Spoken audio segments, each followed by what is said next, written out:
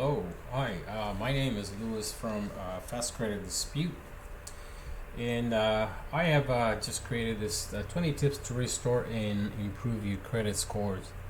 And this is a free tutorial. I will make it available for those of you who would like to receive it, and where I show you 20 tips, very simple tips to improve your credit. Let's start by doing that. So first of all, what we need to do is we need to obtain our credit report, and for that we need to obviously go to the credit bureaus. You can see them on the screen: Experian, TransUnion, Equifax, or annual credit report. Request your report. You can actually easily to download it from the website, or actually you can actually go and send a letter to the addresses listed on this report. So after we have obtained the report, what we need to do is analyze the report very thoroughly. I know that in life things happens, there are situations that arises, and we don't have any control. I mean, especially this pandemic in 2020 has done a lot of negative things for the consumers, and many of us have been able to manage. Others have been able to just live off their credit cards. With that being said, so once we review the report, we are able to know more about our credit history. The credit bureau agency or the consumer reporting agencies, they're in business to make money. They're not in business to help you or to help us. And the most important thing is we're able to get reports from them. I know many of us use Credit Karma, but Credit Karma and other Sesame Credit, they don't really give us the true FICO score. Rather, they give us Vantage 3 score, which is not what the lenders really look at. But it'll give us an idea. Basically, the FICO score, it's lower than the Vantage score 3. I would say maybe by 15-20 points. Now, for credit repair, we recommend other companies like MyFICO, Identity Q, Smart Credit, My Score, My Free Score Now. These are paid services, but you do get a true, complete FICO score, which is what you want to see when you're trying to improve your credit. Let's say that you're looking to buy a home, you're looking to buy a new car, and different lenders have different criteria. Your FICO should be, maybe for a credit card, should be in between 650 and above. Same for to get a car loan or a home loan. So it's important that you understand what a FICO score is, and also what the Advantage 3 is, and why Credit Karma and Credit Sesame does not really give us a good report. They're good for the consumer to see where we're at, but understand that the FICO score will be about 15 to 20 points less. All right, that being said, we're going to learn, we're going to go through all these tips one by one, and I have taken the time to write this report, and I'm going to make it available to you on the website or this page. So what we're going to learn is why is it important that you understand your report. Your report, it has personal information: where you live, where you work, your account history, your payment history, your car loans, your home loans, everything relating to your finances. In other words, if you own a home, if you are leasing a car, if you're buying a car, if you have credit cards, if you have defaulted on credit cards, if you have late payments, all that is listed on the credit history. So it's important that you understand and you keep a high score. We keep a high score. So like I said, it's very important that we also look at our score and see where we're at. We're going to go one by one. The next one is always pay our bills on time. Why is it important? Sometimes we have a statement, we have a billing cycle, and then we have a due date. It is best to pay or make your payment right before the billing cycle, or within that time with the billing cycle ends. Why? Because it reports to the credit bureaus, and then you're able to manipulate. No, let's not call it manipulate, but you're able to see your credit score go a little higher. By the time you send the payment, the due date, they have already reported the payment. And let's say that the payment doesn't get there by the due date, especially the post office. It's been working very slow, going very slow. So it is best that we make pay our bills before the the billing cycle. Okay, and your bill would tell you when is the due date and when is the billing cycle. When does it close? Another thing that we need to understand is the high credit limits. It is not a good idea to utilize or max out your credit cards. Why? Because you need to keep the utilization low. For instance, if you have a $2,000 credit card, it is best to at least maintain a 5% utilization on that credit card. Not maxed it out, and definitely keep it low. Ideally, you want to keep it at 5%, because if you max it out to 80%, it will hurt your credit to about 15 points. And let's say that you have maxed your credit card and then you make a late payment, that would really do a number on your credit history. Okay, so never max out your cards. Now, that said, it's good that you could keep a good report with your creditors, and keep making payments. Always use the rebates, whatever it is that they're showing you. Always take advantage of those situations. Now,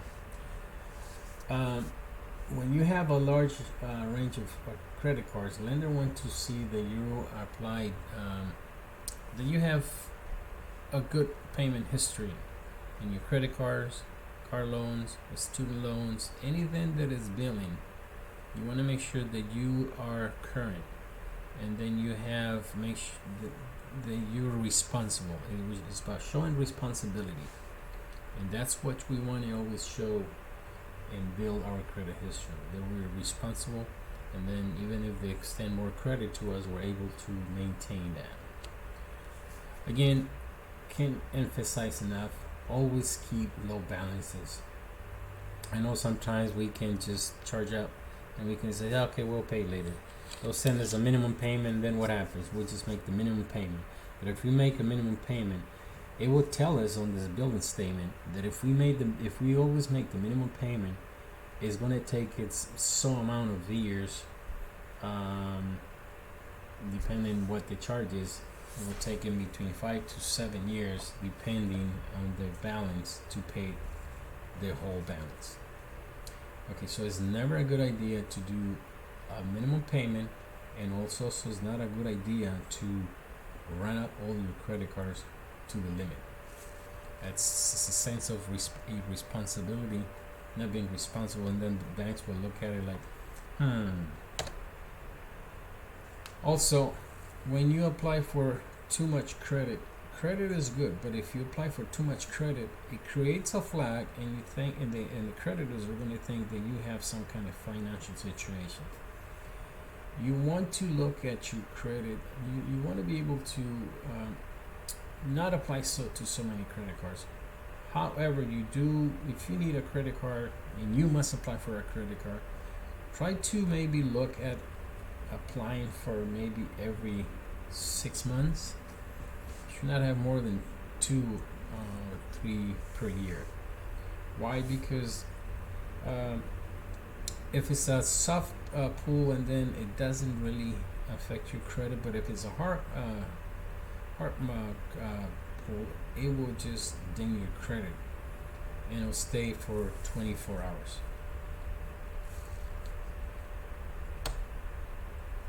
Refinance. Of course, sometimes we get into situations where our credit is not the best, and we actually go get a car or automobile, and instead of giving us a good interest rate, we get stuck with maybe 10, 7, 15%. I've seen 15, 20% on a car loan. So if you are in any of these situations, refinance. If you have a credit card that has high interest, perhaps you can do a balance transfer to another card that it has zero transfer or zero balance, or transfer to any card. Sometimes they give you 12 months, 18 interest free for 18 months to transfer to another card. So the whole idea is the best thing to keep your credit score low, and to make so you can apply for different better loans. If your credit is not the best, and then of course we're always going to run into high interest payments. Now, like in the beginning I said, the credit agencies are not government agencies. They're just private agencies, and what they do is they buy and sell information, and that's why we always get all these pre-approved cards. You've been pre-approved for a loan, you've been pre-approved for whatever, and so what happens is they sell our information to banks, to dealers, to credit card companies. So it is our responsibility too that we opt out from these campaigns, because in the end they're selling our information. So it's important to know that. Now, when dealing with a collection agency, what we need to do is we don't want to pay. A lot of people think that collections agencies can harass you anytime, and it is not true. We have the law on our in the consumer's favor, and there is letters that they cannot call you at work if you tell them not to call you at work. They cannot call you and harass you, and if you need to deal with them, and then there's ways to deal with them directly. There's law that, again, that said that protects us, and we cannot take the harassment just because they're in the collection business. Just to put that out there. Remember, when receiving a medical bill, some insurance will have, if you go to an HMO, and then it's 100% paid, but if you have PPO, then you get this copay that sometimes we overlook at it, and then we don't pay it. Then they mark our credit, we go to a collection agency, the debt gets sent to a collection agency, and they start harassing us. Then what happens next is this, it goes without pay, and then they're going to just come and harass you. They could and will possibly garnish your wages, sue you for whatever, put a lien on your property, and so forth. So collection agencies are sometimes very difficult to work with. However, they don't have to harass you. There's protection for the consumers that allow you to do that. Again, we talk about the paying the balances instead of carrying the balances, and not to pay the minimum payment each month, rather than just make a higher payment and try to knock down that interest. If you make small payments, chances are that interest and that principal is not really lowering down. So always look at your statement, and like I said, if you always try to make the payment really close to the closing of the billing cycle, you save tons of money by not paying late and also by trying to beat the interest. One of the easiest thing to do is always pay online. Just have automatic payment. Just pay online. Many of these companies, you don't have to write checks anymore. Just post it from their website, post it from your bank, automatic draft from your checking account. That will save you tons of money in late fees. And that way you'll keep payment. So they give you many creditors will give you the opportunity to enroll online and pay the bills online. Because in the end, everybody wins. They win, and we as consumers also win. If we happen to have a late fee, a late payment, and by any chance, it happened, we'll have situations where it happened, the check didn't get there, it got lost in the mail. Lenders actually you can call them very nicely, of course, and ask them to waive that fee, and many do. Many are not there to hurt you, to hurt us, but if we ask nicely to remove that, they will remove it.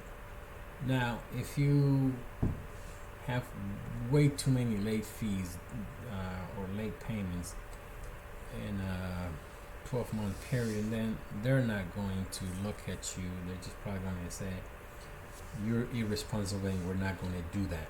We're not going to do that at all. So, again, if you think that you have way too many payments late, it's probably not a good idea to call them and beg, because they're not probably going to listen. Now, different ways that you can start building your credit. When you're a student, you can apply have great loans, but there's other companies that you can have a secure visa. I made reference at the very end of this document, how you can build credit. And the best thing to build credit is try to have more positive than the negatives. In other words, if you had a late payment, if you have an account that is late and is closed, and try to open an account. It could be a secure account, it could be a jewelry store. That will build credit and will always keep you positive. The whole idea is also that you offset the negative with positive credit. So that's how you're able to build more credit. One of the biggest things now, including this COVID year, has been a lot of identity thefts. I myself have noticed that there are different times where somebody requested an inquiry. Somebody made an inquiry on my phone. I'm sorry, my phone is buzzing. I apologize. Somebody made an inquiry on my credit report, and I had to call the companies. Why? Well, there are situations like somebody has the same name, Smith, Tony, or Anthony. It varies. So if somebody runs your report and says, "Hey, my name is Anthony, and we think you're Tony," and it matches same apartment complex, same city, but it's not you, and then they might flag it as okay, it's an identity theft. And so there's situations like the companies, you have to make sure that the information in your credit report is current and is say that you said who you are. So it's very important to keep always the right information and keep always nice in your wallet or a safe deposit box where you keep all your credit cards and your statements and whatever is it that you don't want to leave it anywhere. That way you'll keep everything secure. Like I said, there is no excuse to putting things off. If you don't think having good credit is a big deal, let me just give you an idea. Employers, car insurance companies, everybody's looking at our credit card, our credit history. Why? They think that we are responsible, and they're able to see how if we're responsible during our financials, and then they think we're a responsible person. Again, there are situations that we can't avoid, and we might need to use our credit cards too much. We lost our jobs, for whatever situation. But the whole idea is that you don't let your credit score go down, and always keep a good eye on your credit report. So just like I said, like we mentioned at the beginning, there's places where you can get one annual report. There's other places where you can pay. You can create free accounts on Experian, TransUnion, Equifax. All these companies, you can create accounts for free. Of course, they're always trying to upsell you a different membership, but you don't have to. The whole idea is to get it from one location, like myfico.com, or I left the links at the bottom at the end of this document where you can have paid services, and they will monitor your accounts. Even if you have some kind of identity theft, if you have a membership like that, then they'll take care of all the expenses. They'll take care of all the negative stuff, and it's like a protection. Now, as a consumer, we have the right to dispute whatever we think that is not correct. There's information, apartment complex that you lived way back. Your name is misspelled. You have a junior, you have a senior, and you're not a senior or a junior. You can remove all that stuff, all that personal information. So the whole idea is we want to keep good information in our history. One address, one good phone number, and one good employment. The rest of it, you can just ask them to delete it. We don't need it. We don't need to see it, and it's easier to keep a good. That way, if somebody runs a credit somewhere or an application and matches your name, or you have similar names, it doesn't. They don't think that you or that person is impersonating you. So that's a good idea to keep all your accurate information in your credit report. The other thing is we need to learn how to budget our monies. Why is it important? Because if we keep good finances, the most important thing is we need to pay rent, we need to pay utilities, we have to make payments on automobile. All that stuff it comes in life. So it's important to avoid future debts like eating out or doing stuff, buying things that we don't really need. So it's important that always keep good finances. There is also a lot of free templates where you can have a monthly budget template, and you just stick to your money and don't go out of your budget. That will always help us. Another thing is do not move around a lot, change jobs. Sometimes I know that I was in the IT world for a lot of years, and many IT guys move from place to place every 2 or 3 years. It's good, always looking at the money. However, when you move so much, lenders look at you like, okay, this guy's flaky. We were not like to work or give you money because maybe he got canned from one job, he's looking at another job, he's got personal issues and stuff like that. So moving from job to jobs, it considers us unstable. It reflects us as, okay, this is not a good borrower, so we're not going to consider you for that. Like I said, always be aware of your finances. Not only this is our responsibility, but it's our job. If we don't keep good records of our finances, keep receipts, and look for our identity thefts or inaccuracy in our reports, and then chances are that we are going to find information in our report that is really dinging our credit. And sometimes we see that, why is my credit going up?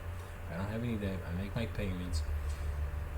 It could be that somebody might have run your credit or it's stolen your information. So it's always good to keep a good eye on your credit history. And lastly, it takes, like I said, it takes a little bit of effort just to maintain our credit, but if we make good practice of always looking at our credit, planning our future right, make sure that try to avoid situations, maybe expending too much and paying it later. All that stuff seems to make important difference in our credit. And with that being said, we just want to wish you good luck. And I am going to, I know this year 2020 was devastating for many of us, but nevertheless, we want to wish you well and healthy and being healthy and peace out. But mainly, I'm going to leave links here that you can actually consider if you, there's a lot of stuff you can do yourself, but if you find that you need some help, please log on to our website, give us a call. We are here to help, and if anything changes in the situation, we can help you analyze your free credit. Please give us a call. Visit our social media channels and our blogs, and nice for you to stay and stick around. I will make this PDF available, this free report, so you can just have it as digital. And thanks for staying by, and talk to you soon. This is Louis from Fast Credit Dispute. Good night.